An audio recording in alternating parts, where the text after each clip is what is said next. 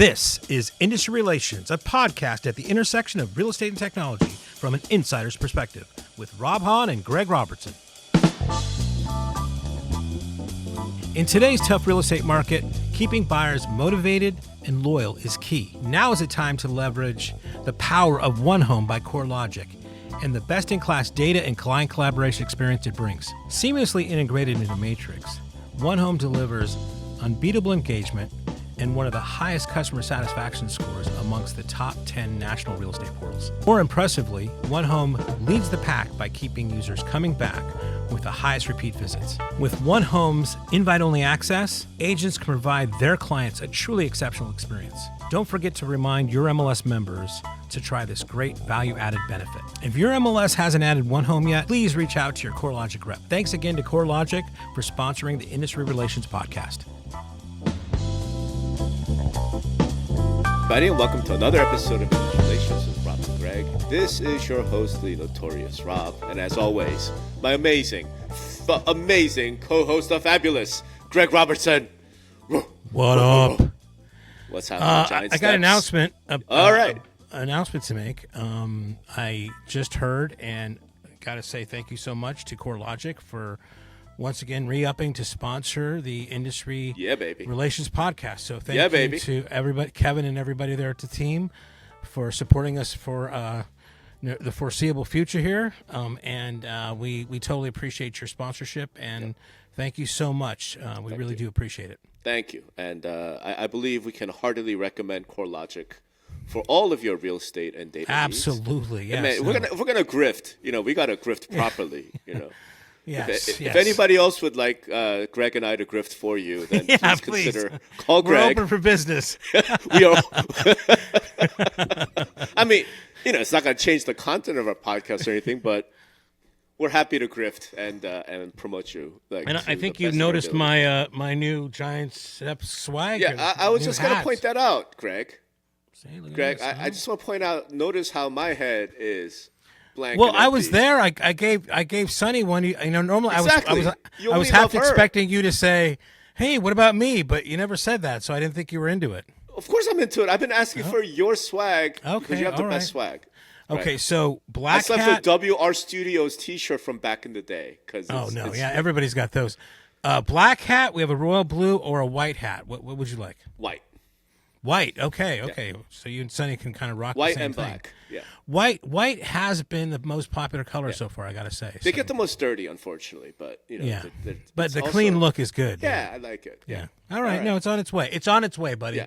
It's on its way. What do our readers have to do if they want to get some of the Giants stuff? In fact, why don't we have Industry Relations swag? Have we ever thought about that? No, I was just going to say the same thing. It's like that's what we need. Comment below, at least on YouTube. What swag would you like us to produce for Industry Relations? And if somebody wants to reach out to me directly for a hat and and properly kiss my butt for a you then I will absolutely. No, that's not true. If you want a hat, reach out to me and I'll see if I can get you a hat. All right. So this has been. I think our last episode was rather interesting. Yeah. And I'm hoping that you're just deluged with phone calls from Phoenix and others like, hey, we need you to come in. I did get some interesting phone calls. Okay. I didn't check the PAR site this morning to see if they've changed it to the Freedom Plan. They should, right? I mean, they should, but I don't know if they have yet. They have not. I checked last night. Okay, so they have not. But I'm not at liberty to say right now exactly who reached out, but it is interesting. So maybe another update later on. There we go. So and I apologize. It's like I wrote a blog post about this because, and in the blog post I said when you gave your presentation at MLS Reset, that was one of the things that you talked in your great talk, which was highly rated. And I'm like, I just again, and you could feel it happening during our podcast. I couldn't grok the naming conventions of MLS choice and whatever. I'm like, what is this? Is this a movement? Is this a policy? Is it? It's a different type of membership option. So when you were going through that stuff, I really was so caught up in that I couldn't hear the exact things you were saying. So it must have been frustrating for some readers and listeners to go, Greg, are you just just catching up with this stuff? But hey, I got to say, maybe I'm slower than most here, but I'm representing the minds of the 5-year-olds out there. Oh, that's my role here. Oh, please. Greg Robertson, one of the most respected. Well, I do think in terms of of like how would I, and I guess it isn't from a marketing, from copy. I love copywriting. I love, how do I really, in an essence, bring everything down to this thing. And that's kind of what I did live with you yesterday. It's like, okay, I'm listening now. Okay, now I get it. Okay, well, so it's a plan. Well, what do they call the plan? That's a stupid name. It finally came together. So no, I do love the freedom plan. Yeah. Well, but I'm telling you, let's just play act this a little bit, and then we'll get into the topic today, which we'll see. But I kind of brought this up in our podcast, but I'm going to do it again. All right. I'm a local association executive. Okay, I hired you. You come in, freedom plan, love it. For the non-member membership, we're going to call it the freedom plan. The problem is, then the realtor membership, it seems like it would be the opposite of freedom, which is slavery. So I need a name for the realtor membership plan, Greg. What you got for me? You see, the thing about marketing is that sometimes you don't need to do anything there, right? You need almost like a anchor plan, right? That like, okay, that's the normal, that's the legacy, that's whatever, and then there's this new thing. So I don't think you need to name the other thing at all. You so need to name it, right? Because if it's like it's the normal plan. It's it's for the whatever. I know another thing. But when we just branded the non-member thing freedom, the implication is that the classic traditional one is not freedom. See, that's why you don't have to name the other plan, because you've already done that by naming the other plan. Is you basically, in a way, without having to say anything, dude, that's like saying that there's something limited. Dude, that's like saying we're not going to call it the freedom plan. We're going to call it the female plan. Like, okay, well then, what does that imply about the other plan that you've always had? It's for males. Exactly. No, you don't want that. I want a positive. I want a positive brand for my existing membership plan. Okay. I mean, the whole enchilada. The enchilada plan. The whole enchilada. All right. We'll keep it Southwest there, right? So. Yeah, in any event. So there's not been a whole lot of news out there, but there's been. Let me just go right back to that real quick. Yeah. Because which plan does the Phoenix Association want them to go to?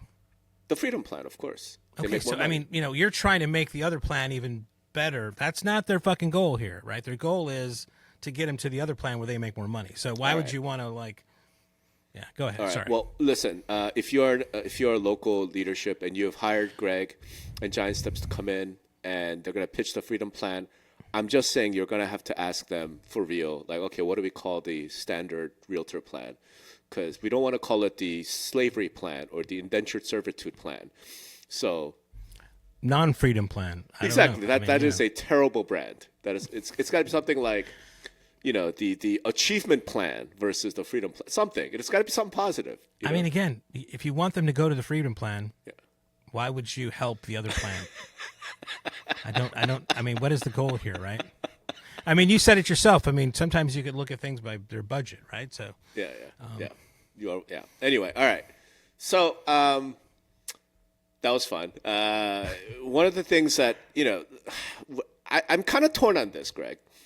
Clearly, what everybody wants to talk about right now in the industry seems to be CCP, right? Clear cooperation. Even though I think we have said so many times, I'm like, it's already dead. Like, why are we, and yet people want to keep talking about it. Mm-hmm.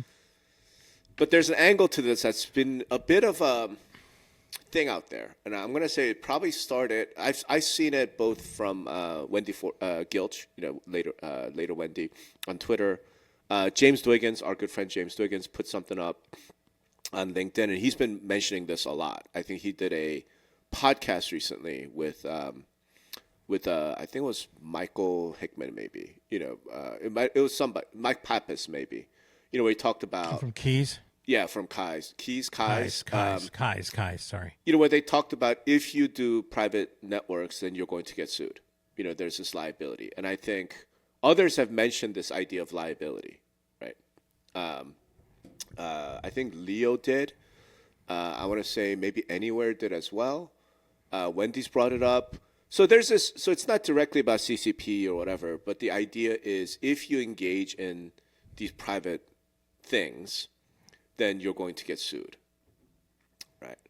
And I thought, let's discuss that, because I don't think it's as. There's a lot of mixing going on. There's a lot of like different concepts that are being brought in. And clearly after the settlement and after all of the recent sort of lawsuits that have hit the industry, I feel like everyone is hypersensitive about lawsuits and liability, right? So there's a part of me that feels like this is just a rhetorical move to try and scare people into supporting CCP. I don't think they Well, I need mean, to do again, that. as we've said before, there's a lot of that fronting going on both sides. On right? both sides, correct. So the CCP, non-CCP crowd is throwing out a lot of bullshit too, right? Mm-hmm. Yeah. Yeah, so the pro and the anti, right? They're both engaged in this rhetorical warfare that I feel like is really irrelevant. But for the sake of discussion, I thought we might talk about this. Like, okay, what is the liability, right? If you are engaging in private network activities. Right? I think, to me, I would add another kind of word to that, or a thing to, if you're engaging this practice without any sort of disclosure, right? And I think that's where these things get a little muddy, right? And for sure.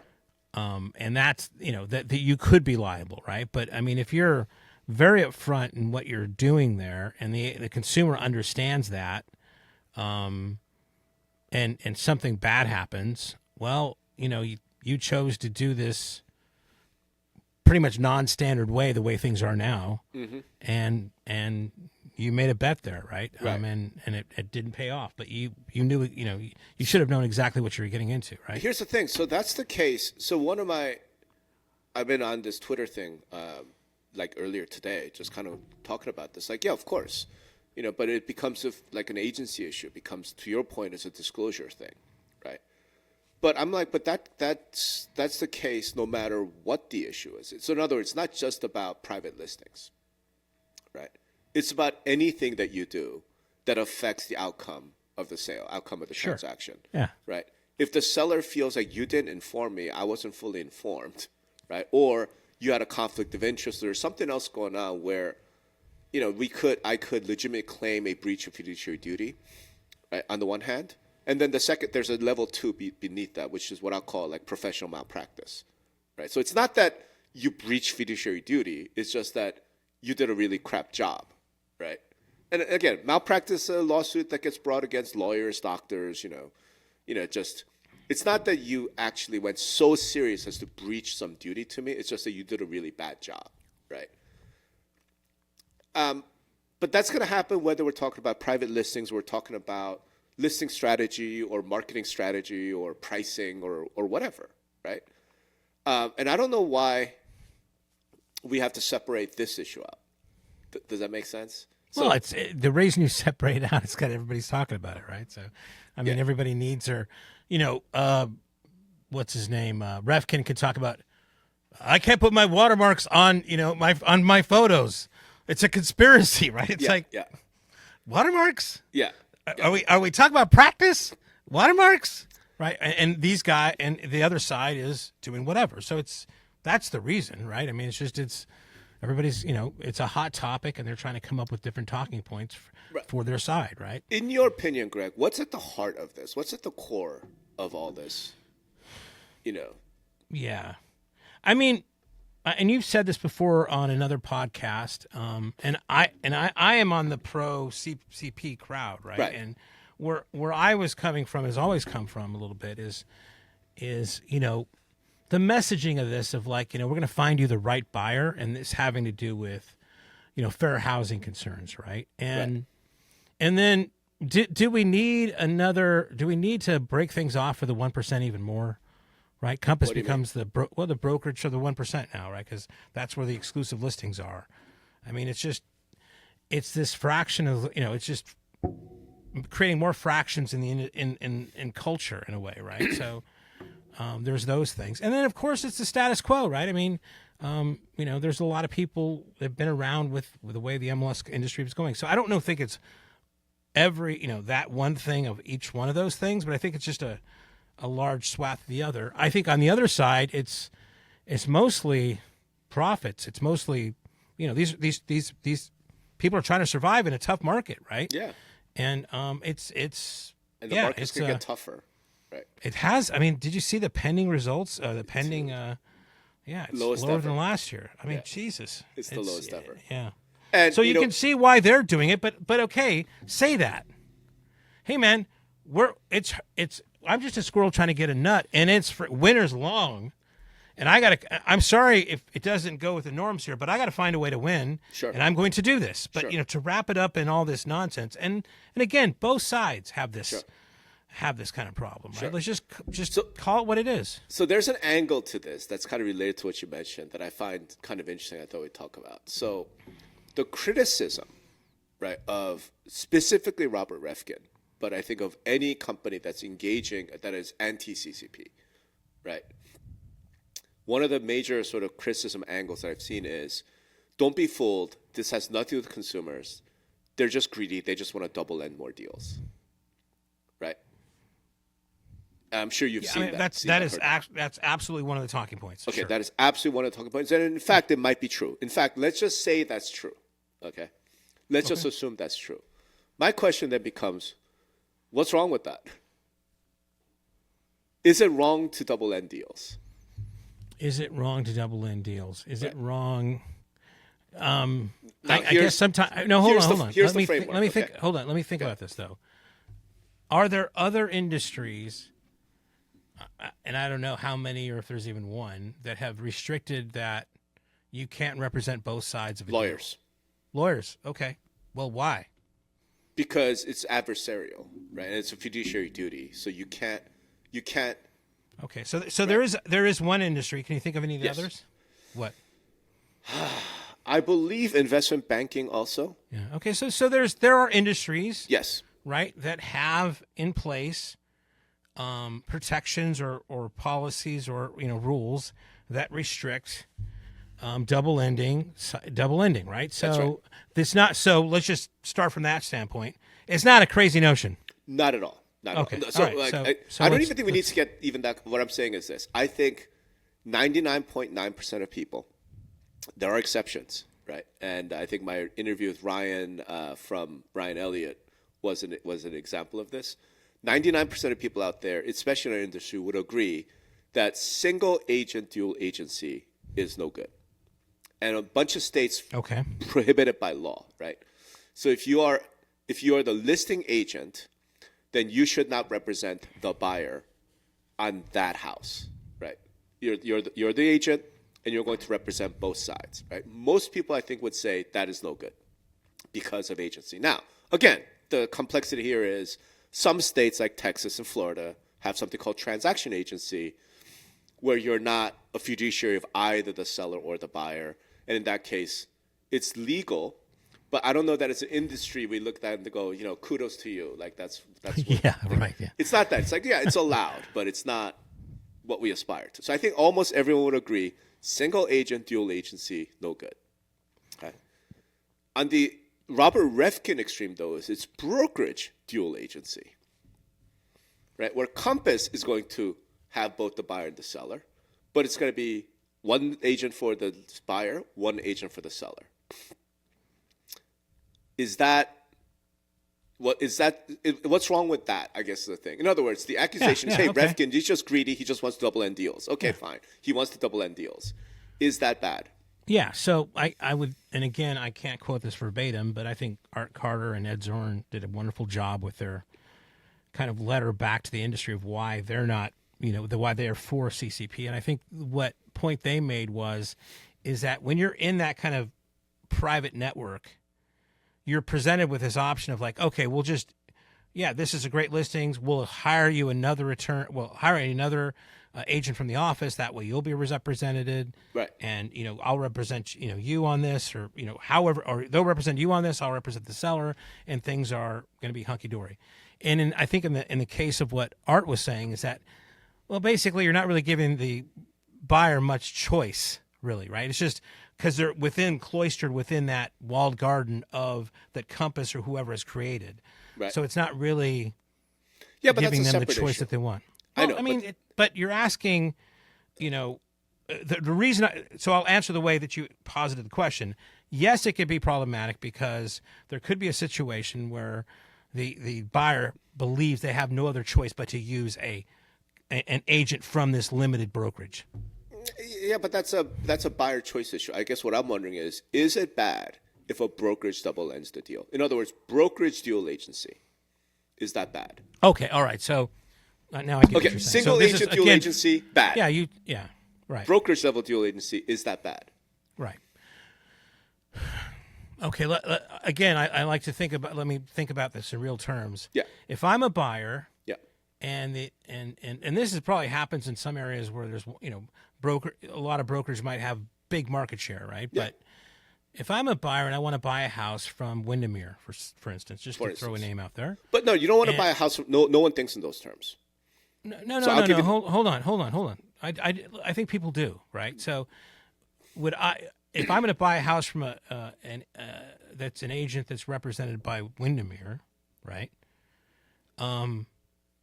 Would I also choose an agent from Windermere to help me on that transaction, or would there be a little slight thing in the back of my head going, I don't know. I mean, they're working for the same company. Maybe I should choose another. Maybe I should use Coldwell Banker Bain, or maybe I should use John L. Scott because, I'm not sure if I want to, choose the guy in the same company as them. I mean, I don't. Again, I think that's a natural human thing to think about for sure. So whether or not, I think most agents are good people, right? So. Whatever else. But if I'm a buyer and I'm like in a negotiation standpoint, well, they all fucking eat together. They all whatever. I mean, do I want those guys to be chummy?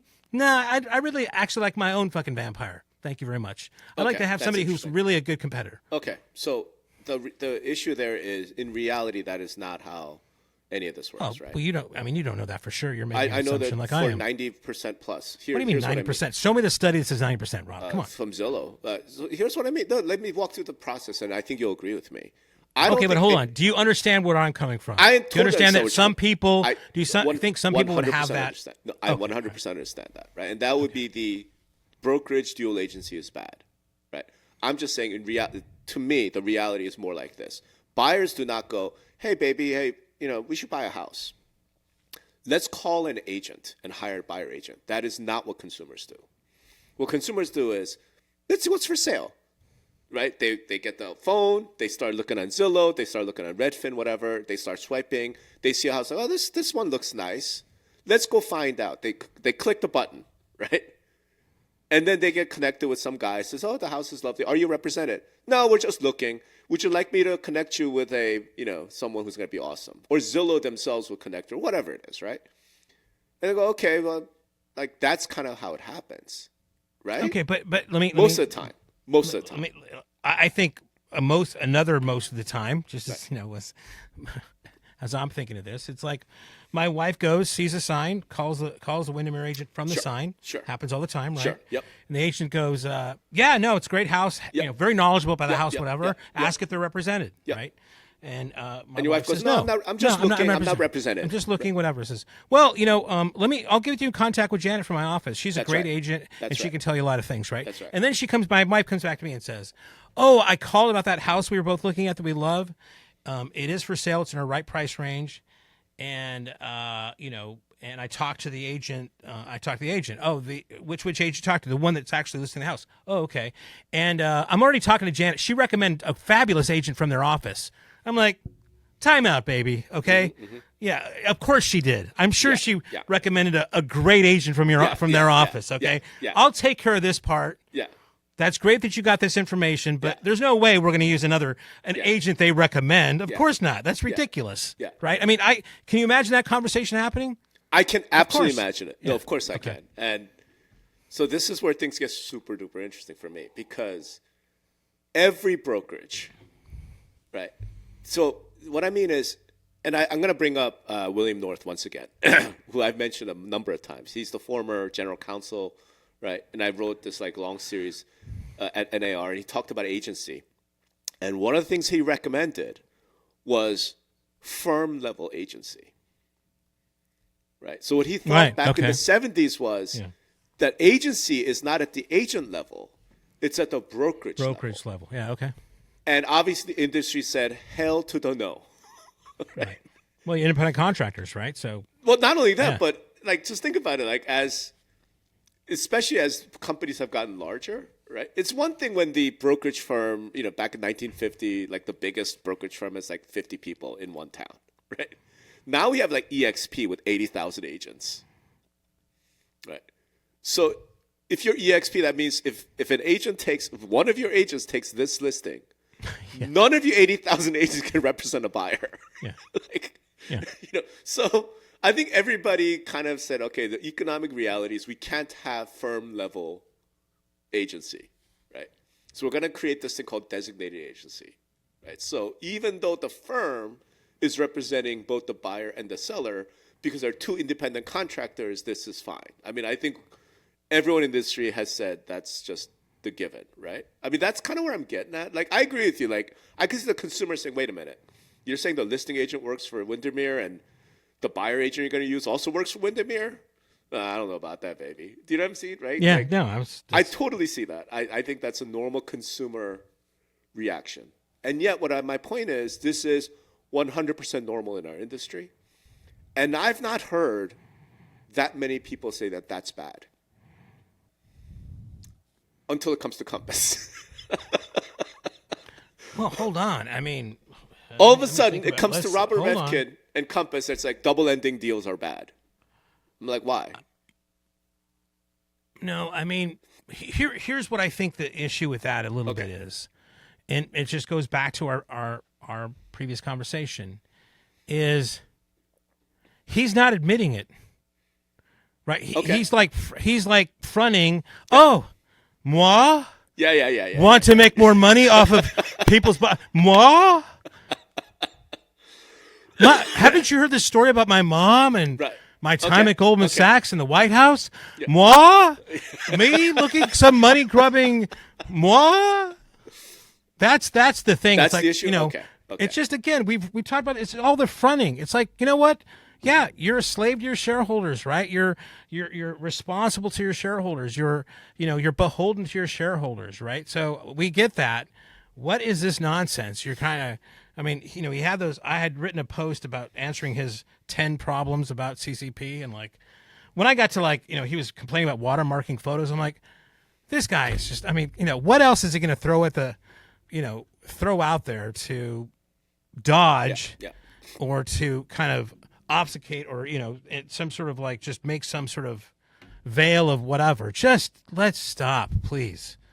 Okay. Right. And then on the other side, maybe the number one thing is, and again, I think we have on this side we have valid reasons, but there could be some others, but hey, status quo is working for status quo is better for everybody right now. It's not better for the new entrants like Compass or whatever, but it is better for us. So maybe that's another thing, right? I mean, just start with that. Listen, I got to say I'm for it because I'm an incumbent here, right? And I understand this thing. And I'll tell you what, I'm going to own that. But let me give you 5 reasons why this is this is actually really positive, okay? But let's start from that standpoint, not this other nonsense, right? But yeah. Okay. That's why. So the issue is just the fronting on both sides.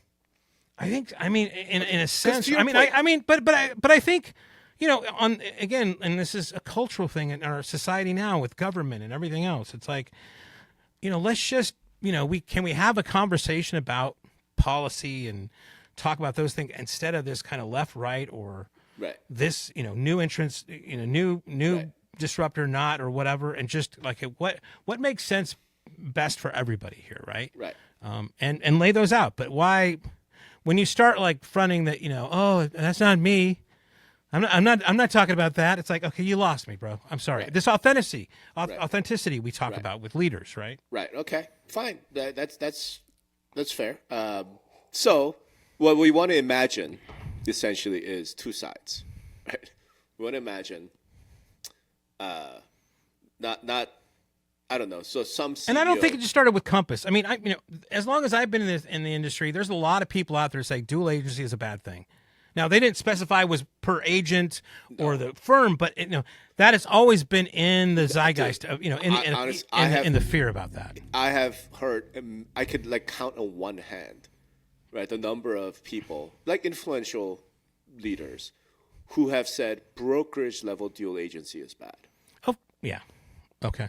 Everyone says dual agency is terrible. Yeah. But when a broker does it, it's not dual agency. That's what I hear. Yeah, but again, I'm sure there's a script out there, like, oh, you're talking to a client, a prospective client. Yep.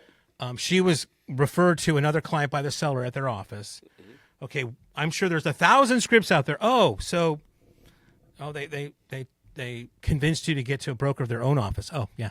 That makes sense. I would do the same thing if I were them. Of course. I mean, it's like, so just knowing there's scripts out there for it knows that this is not just a Compass issue, right? This is not just a Compass issue. That's what I'm trying to get at. It's an industry-wide issue that's starting to come to surface. So I began this journey by asking, okay, the condemnation of Compass and Refkin is that he just wants to double-end deals. I'm like, last time I looked, we as an industry thought it is not bad.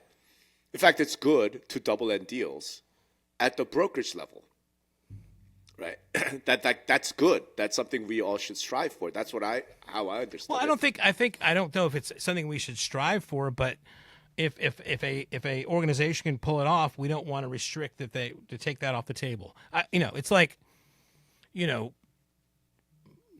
we got to give some liberties to people to kind of choose what they want, right? But is it a good idea? I don't know. I don't know any math about. Has there been any studies that say, brokerage and broker deals are the list sale price is better or worse or whatever? I mean, look, I'm married to a former broker. I used to date people who wrote scripts and shit for these agents. And one of the things they would talk about is, hey, the recruiting script a lot of times would sound something like, look, we have this wonderful office, a wonderful community, right? And by the way, we have 75 agents in this location. We get together for coffee or whatever, every Thursday. And you can network and do deals with one another. If you have a buyer, you have a seller, and we want to encourage that. Now, here's the thing. The reality is the broker knows that these agents are competing with each other. So there's no fear of there's none of that. But the brokerage wants to double end the deal, right? They want both the buyer and the seller with their company. I'm just saying every broker, every managing broker is like, this is what we want. This is what we strive for. So I'm just saying. That's fair. Single agent, dual agency, we've always said is terrible. That's no good. You can't serve two masters. Broker level dual agency, the industry as a whole have said, that's not even dual agency, right? Like that's just independent contractors. That's good. You should want to do that. So that's one thing. That's where I began. Here's where things get really interesting, though. Okay. Take your position. Your wife goes and sees, right? That entire scenario, right? Call the number on the sign, okay? And Karen recommended some agent. Now imagine that's the same agent team. Does that change things for you? Right. Wow. For me, yeah. Again, I'm going to be skeptical if she comes back to me and says, "Oh, they've already referred to an agent in their office." I'm like, "In their office?" Right. Well, let's take a look around first, sweetheart, and let's see if we can with somebody that's going to be a little bit more adversarial than somebody that works in their office. Right. I mean, and that's I think that's a consumer perception thing. Where if you're recruiting an agent, absolutely you're going to make all those positive things you just said. Right. But from a consumer standpoint, some consumers will absolutely be convinced, and Compass and other agencies does a great deal of marketing around. Mm-hmm.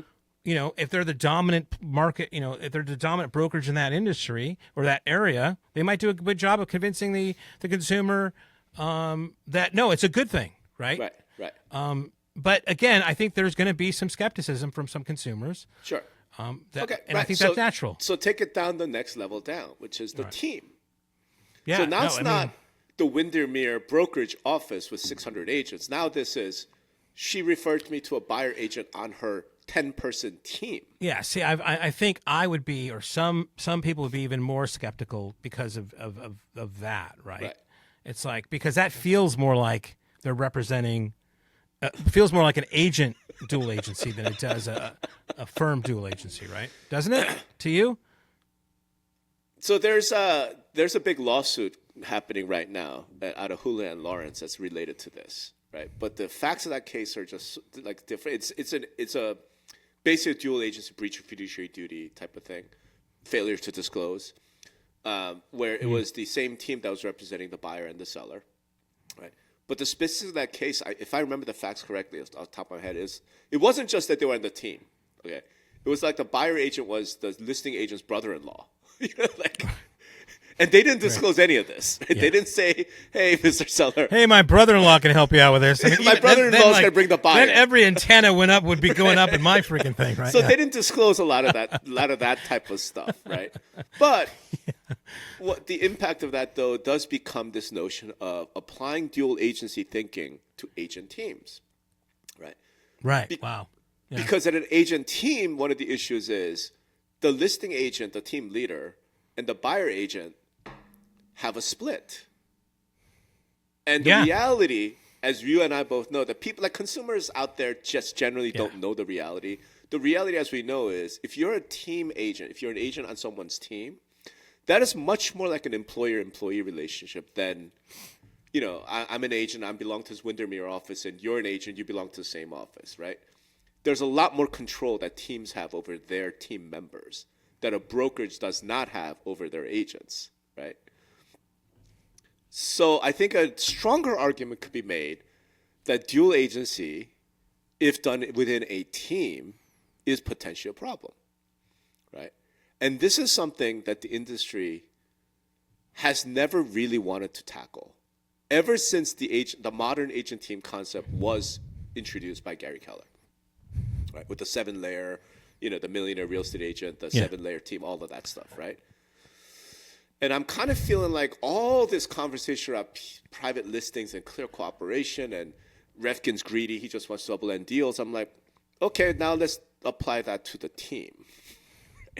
Like, are we ready and willing to have that conversation? Right. What's your thing? What's your thought? What do you? So is it dual agency if it's within the same? It's really nuanced for sure, right? And I think it it's just like anything else. I mean, why do we have rules? Why do we have policies? I mean, it's to prevent or try to steer. Wrong word to use, but behavior, right? So I don't know. I mean, it is a bit. It's very nuanced, though, for sure, right? I mean, consumers are not going to go, dissect that the Keller Williams, North Carolina, and the Bobby Joe team are separate in a way. It's just a company to them, right? So, right. But we know differently, right? So, no, I mean, maybe this lawsuit and maybe some others kind of like reveal some things that there's got to be another level of disclosure. Thing, but like in that case, if it's true what you say, I know you're just kind of somewhat remembering, but if it's on the same team and it's their brother-in-law and this and that, I mean, that's just stupid, right? So that we can't have too many laws that are going to stop fucking stupid people from doing stupid things, right? So I know so many mother-daughter teams. Yeah. Well, I mean, but that's so many. But a lot of times on the mother-in-law daughter things, that's the way they promote themselves. Like brother-in-law teams, I don't think so, right? But it's like I know, but it's a picture of the mother and the daughter. That's pretty clear that they're mother and daughter. They promote themselves, but there'll be like the mother was the listing, and it'll be like, "Oh, my daughter can help you as the buyer." Yeah, I mean that's just like it's again like if my wife came back and was like, "Oh no, her daughter's going to help us." I'm like, "Yeah, right." No. Okay. We're getting her worst enemy on the other side is who we're getting. So, is this something that you think the free market can just clear up and address, as long as? So think the about teams policy. issue is what you're talking about. The teams issue. So think about from a policy standpoint, right? If you hide it, if you don't disclose, then there is no free market reaction because they don't know. Yeah. I think it's happening now. I mean, maybe this is one lawsuit. If it starts to be a problem, the market it'll be litigious, and after of what's happening right now, after these legal things happen, then you're going to see some change. But right now, maybe it's not that widespread. And so since it's not widespread, if I want to get ahead of it, should the industry, whether that's through MLS or NAR, I suppose, even though they don't really matter anymore, but whatever, some industry confab organization, should there be some sort of rule that requires disclosure?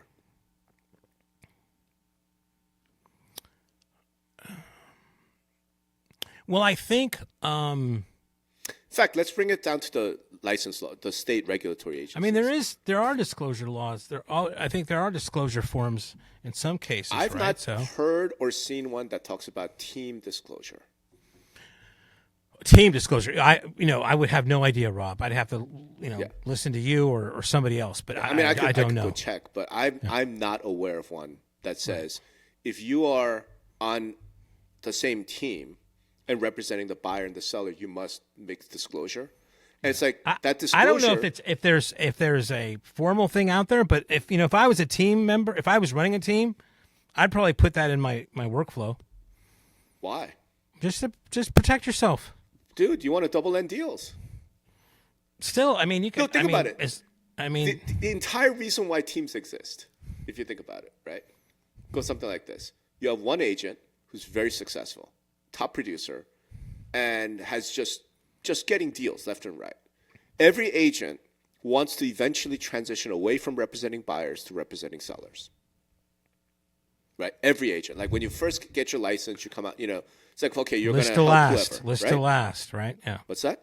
List to last. List to last, right? But everyone is told, because it's true, as you get better and better and better, you want to build your network and all of that, you want to start listing houses.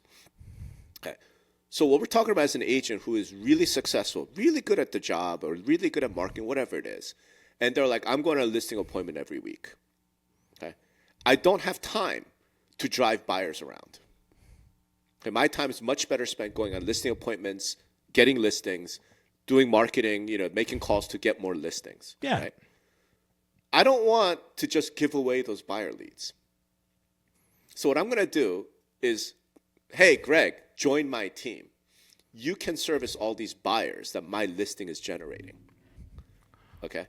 That's almost the entire reason why agent teams exist. So if you require this disclosure thing, if we but I mean, they're going to be looking at listings that are represented by other agents. Yeah. Absolutely. I mean, so it's one of the things. Yeah, one of those properties could be my property, That's right. but it's probably there's going to be a lot of them that are not too. That's right. Yeah, that's right. Okay. So, but still, under the current understanding, the current thinking within the industry, I think the idea is there's still separate independent contractors, right? So I call Joe's listing, right? And Joe goes, hey, yeah, this is a wonderful listing. Are you represented? No, I don't have an agent yet. Listen, I'll tell you what, I'm going to hook you up with Susie on my team. She's a top professional. She knows everything. She'll help you out. And look, if it's not this house, that's no problem. Susie's an expert.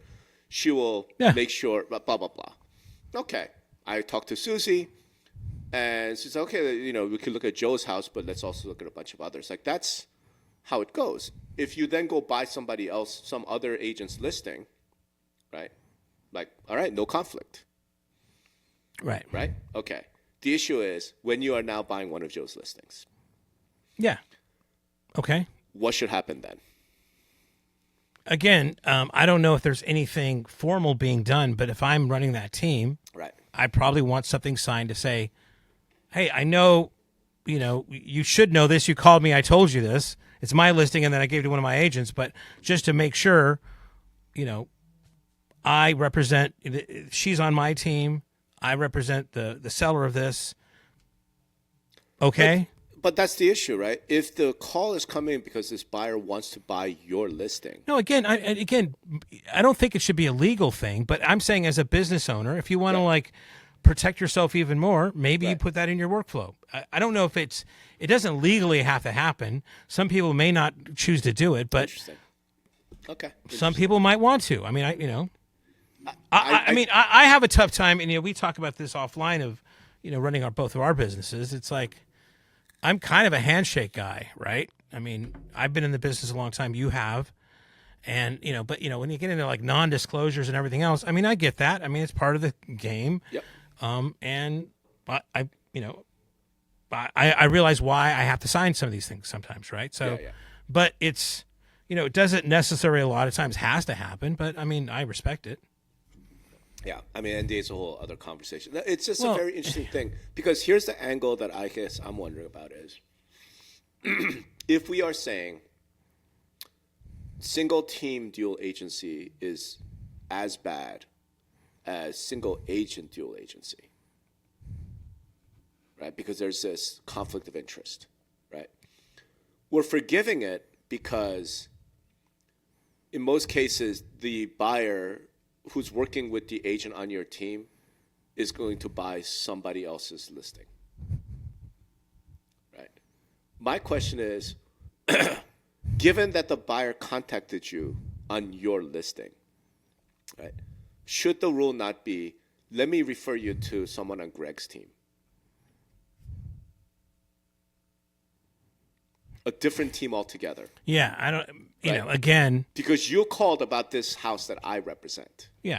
No, I get that. You see what I mean, that comes, now you're talking about a brokerage level decision. Exactly. Right. Exactly. So will the brokerage decide to do either have a policy that says you can't do this on on teams? Right. And if there's that brokerage does, by the way, or the brokerage could say, hey, listen, you can do it on your team, but they have to they have to fill out this form. Right. Otherwise, you have to, best thing is to refer them to somebody else. If the in brokerage the does that brokerage is out of business in like within 30 days. Yeah. Well, I mean, that's the issue. Okay, but the larger issue, Rob, is if one of those teams gets sued down the road and that destroys the whole team industry, like, I mean, again, they've got to make that decision. Like, I always think, like, when running a business, it's like I hire attorneys, I have attorneys, and they're there to be advisors to me. Mm-hmm. If I ran my fucking business for everything an attorney told me to do, I wouldn't do any goddamn business, right? So you've got to weigh what the pluses and minuses of all this stuff is, right? Yeah. And by the way, some of the, like, there's so many bad business lawyers, because they feel like their job is to just tell you, no, you can't do that. You can't do that. I'm like, no, your job is to risk and reward, right? It's risk and reward, right? And you should have them. Right. Here's how you minimize that risk, but here's the risk. Anyway, that's a whole separate It's just like I said, it started with CCP, but I don't think this is really a CCP issue. I think this is more of a dual agency issue. And if this began with criticism of Refkin just wants double end deals. I'm like, last I checked, every broker wants to double end deals, right? And we as an industry have always thought, that's no problem. That's fantastic. That's what you're supposed to do as a brokerage, is double end deals. That's why you go and recruit all these agents. You want to double end deals, keep it within the firm. You're okay with doing deals with other firms, but if you could, you'd rather keep double end deals. I'm like, okay. It's always been sort of confusing to me, right? Why we condemn single agent dual agency, but we're totally good with broker dual agency, which then brings the teams into real focus. I'll say another thing about the Refkin thing. The way that you phrased it there kind of triggered something also. Yeah. And I know we got to wrap here, but maybe also the reason is that I think in the past we would say, yeah, of course you want to all double in deals, right? But what Refkin is saying, well, we want to blow up the entire industry so we can more efficiently double in deals. Maybe that's a little bit part of it. Well, I mean, and again, he wants to get rid of what basically the MLS is, a place where all the listings go on the MLS, so that he can more efficiently get double end deals. I don't think that has been part of the conversation before, right? So I would just add that's a little bit different from a past. No, every day I think the industry says, hey, yeah, it's all good to double in deals. Mm-hmm. Sure, we want that to happen, but Refkin's saying, we're going to blow up the entire MLS so that we can double in deals more efficiently. That's, again, a bit of a little bit difference than what has happened in the past. Boom. So, I think hold on. Valid? I don't want to say... Hold on. It's half valid. The other half, though, I think is important. You know, when I see I got you, I just, Greg, I think you're going to find that this is actually a better gloss on what you're trying to present. Okay. And I'm going to go based on what he said at the last earnings call. Okay. Basically, I think what he's saying is not, I'm going to blow up the MLS so I could double end deals more effectively. No, he wouldn't say that directly. Of course he wouldn't. It's all sugar-coated with, some other talk, right? It's a slight tweak on what you're saying. I think it's more, I want to put small brokers out of business so that I can double end deals more effectively. And if the MLS is in the way of me doing that, then I'm willing to blow up the MLS. You see, it's a slight change. Sure. Do you see what I mean? But it's an important difference because I don't think Revkin is necessarily like, I want to blow up the MLS. I think he's more, I want to destroy small brokers who should not be able to compete against me and my giant, right? Like, I think that's his position. And if the MLS is preventing me from doing that, then I'm willing to blow up the MLS. You see what I mean? Yeah, I mean, it's a nuance for sure, yeah. But it's an important nuance because what it then leads to is the MLS fundamentally protects small brokers. Well, which is his last thing, how NAR props up inexperienced agents, right? Right, and through the MLS. But fundamentally, the MLS... Like they're gestated out of the womb as a fully formed transaction fucking wizard. Yeah. Maybe that's our next topic. Like, what does the MLS protect small brokers? Should it? Like, but that's his perspective, right? And therefore, then, what I find really curious then is this position that Anywhere and EXP have taken, right? Because I guess they want to preserve small brokers, but I'm like, but you guys are giants, like. Well, no, their business model is a franchise. I mean, they have small brokers paying them money. EXP's so, not. Of course. No, I thought you said Anywhere. Anywhere has a giant company-owned brokerage. No, but they have smaller brokerages too that they franchise the brand to smaller brokerages. No, so maybe that explains Anywhere. But I'm just saying, like, Anywhere is a giant brokerage. Like, they could just as easily go. Well, they have one section, yes, their former NRT thing, but they have a franchise business. They do. Whose whole job is. You're right. You're right. Yeah. To protect small brokers. Yeah, all right. That makes sense. Anyway, well, all right. Small brokerages that become big brokerages, right? So yeah. I mean, and that's a story of real estate. Is one guy had an idea, fucking Dave Liniger had an idea, and he grew it to something else. I mean, so let's fucking snuff that out before that fucking happens again. Damn. The last one we saw was the XP, right? So that's a pretty recent thing, right? Yeah, it's a pretty recent thing that became a brokerage. Liniger did not become a brokerage; became a franchise. Gary Keller became a franchise. Well, no, he had company-owned franchise. He had company-owned real estate offices, and he had non-company-owned. Liniger. Did he? I don't. Yeah. I think he had company-owned. I know it well. I know they had company-owned. Yeah. Either way, it's immaterial. Let's wrap because that's a whole. This is good. I like this. All right. No, I mean, I thought I was holding my. I mean, a couple podcasts ago, you had me on your heels, but I think I'm redeeming myself here a little Greg, bit. here's the thing. I don't understand. Like, we do not have an adversarial relationship. Oh, yes, we do, motherfucker. No, we don't. Like, we have the true secret relationship. I know. And that's what people miss. Anyway, so if you listen to all of this, I'm curious if you want to comment. We went through a lot of things, but I'm curious. Do you believe that double-ending deals inside of a team is more problematic than double-ending deals inside a brokerage, and if so, why? I would love to kind of get your take on it. And then, really, maybe it's the question I open with. Do you think double-ending deals inside a brokerage is bad? And then that's the third question. Do you think that double-ending deals, by forsaking the entire MLS system, is a good idea? Sure. There we go. Those are our questions. Please let us know in the comments if you wouldn't mind, or just call Greg and call me, because a lot of y'all don't want to be nothing public. So, all right. Thanks, man. Thanks everyone for listening. Thank you, Greg, and we'll see you next time.